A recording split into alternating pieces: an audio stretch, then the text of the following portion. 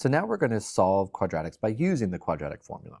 And it's important to note and remember that the quadratic has to be in standard form first in order for us to properly identify the values of a, b, and c. Then from there, we just plug it in and simplify the expression as much as possible. So here, our value of a is 3, our value of b is 16, our value of c is 5. So we plug it into our formula. Just as a reminder, that's x equals negative b plus and minus the square root of b squared minus 4ac all over 2a. So we're going to have x equals negative 16 plus and minus the square root of 16 squared minus 4 times 3 times 5, all divided by 2 times 3. Now, you might be tempted to try and plug as much of this into your calculator at once to try and get your answer, but I recommend against doing that because, especially if our solutions are irrational, you're just going to get an irrational decimal and the wrong answer. So let's take this step by step. First, what I like to do is square the b term, so we get 256, and multiply these three terms together, so we have minus 60, and then we can multiply these to get 6. Then we'll go ahead and subtract what's in the radical. So we'll have negative 16 plus or minus the square root of 196 all over 6. Now, at this point, we have to ask ourselves one of three questions. Can we square root it? If yes, we're going to square root and we're going to simplify even more. If the answer is no, then our second question is, can we simplify?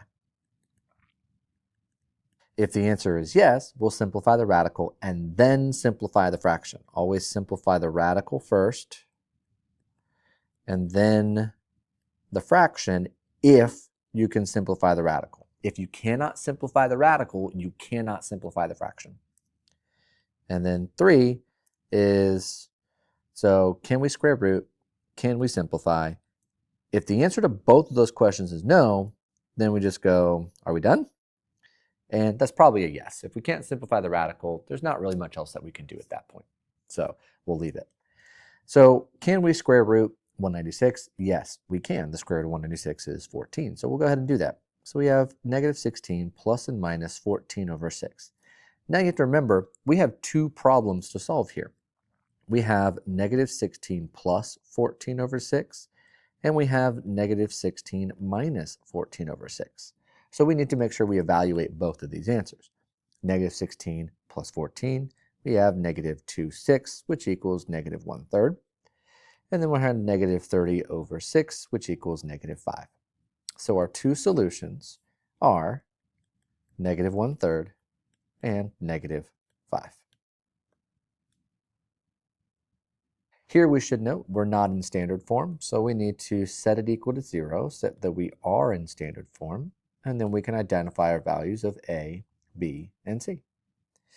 Plugging into our quadratic formula, we have negative b, so it's a negative 4, plus or minus the square root of b squared minus 4 times a times c all over 2 times a. And let's go through and simplify. Double negative turns out positive. We'll get 16. Negative 4 times 2 times negative 3 is a positive 24, so we'll add those together. And then we've got a 4 in the denominator. 16 plus 24 gives us 40, so we have 4 plus or minus the square root of 40 over 4. Can we take the square root of 40? No. Can we simplify the square root of 40? Yes. So we will simplify. We can split that into 4 and 10, leaving us with 2 square root of 10 over 4. And now we will simplify the fraction. When simplifying the fraction, all three terms have to have a common factor, and then we can divide by that common factor to reduce it. So we'll have 2 plus or minus 1 square root of 10, or just the square root of 10, over 2, and that is our simplified answer. We have two solutions here, 2 plus the square root of 10 over 2, and 2 minus the square root of 10 over 2. But you can leave it in the shorthand, which is totally sufficient. Just remember, those are two separate answers, the plus version and the minus version. Now, a little trick here with using quadratic formula is that if we have fractions or decimals, we can multiply by a common factor in order to make the process easier for us to solve. So in order to get rid of the fractions, we can multiply both sides of the equation by 4, and we're going to distribute that all the way through to all the terms. So this will leave us with m squared minus 12m plus 2 equals 0. Now I do want to note, this is a new equation. This is a new equation, but it has the same solution set. So we can use this in our quadratic formula. The value of a is 1, b is negative 12, and c is 2. So negative b plus or minus the square root of b squared minus 4 times a times c all over 2a. So we have 12 plus or minus the square root of 144 minus 8 over 2. So when we add, we get the square root of 136. We can simplify that radical with 4 and 34. So we're left with 12 plus or minus 2 root 34 over 2. And then we look and see, can we simplify? All three of these terms do have a common factor. So if we divide them all by 2, we are then left with 6 plus or minus the square root of 34. Again, that's two answers that we could evaluate separately, or we can just leave it in the shorthand form.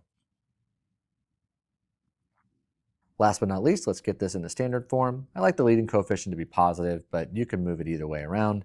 So I'm going to rewrite this as 3x squared plus x plus 3 equals 0. So our value for a is 3, our value for b is 1, and our value for c is 3. So x equals negative b plus or minus the square root of b squared minus 4 times a times c all over 2a. So we simplify, and we are left with 1 minus 36 over 6. 1 minus 36 is negative 35 over 6. And what we're going to see here is that we have an imaginary solution because we have a negative radicand. So we can go ahead and simplify it. And there's a couple different ways that we can write this. So let's go ahead and simplify the radical first. There's no other way to simplify 35. So we're going to have negative 1 plus or minus I square root of 35 over 6. Now, this is technically not in a plus bi form, but quadratic formula is complicated enough. As long as the I is not still in the radical, this is fine. But technically speaking, if we wanted an a plus bi form, we would need to separate it into two different fractions. So we'd have negative 1 over 6 plus and minus the square root of 35 over 6i. This would be the a plus bi notation if we needed it, but for the most part, this is fine. And that's how we use our quadratic formula in order to solve quadratic equations.